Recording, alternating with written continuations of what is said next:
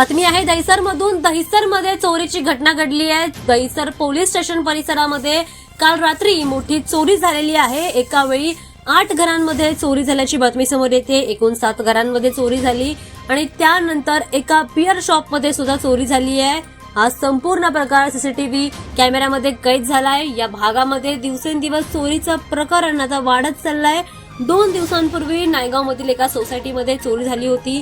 त्यावेळी एका महिलेची सोन्याची चैन चोरण्याचा प्रयत्न 2 भामट्यांनी केला, मात्र महिलेने सावधगिरी बाळगत त्या दोन्ही भामट्यांना पकडलं आणि तिची सोन्याची चैन तिने परत मिळवून घेतली।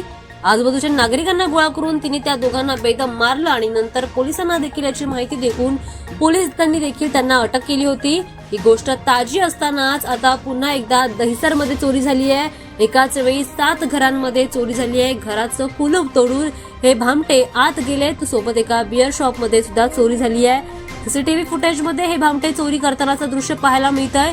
या सतत घडणाऱ्या घटनांमुळे जनतेमध्ये भीतीचं वातावरण पसरलंय आणि सुरक्षेबाबत प्रश्नचिन्ह देखील निर्माण होत आहे। नागरिकांनी या घटनेची तक्रार आता पोलिसांकडे दिली आहे आणि सीसीटीव्ही फुटेजच्या सहाय्याने या चोरांना पकडण्याचा प्रयत्न आता पोलीस करत आहेत।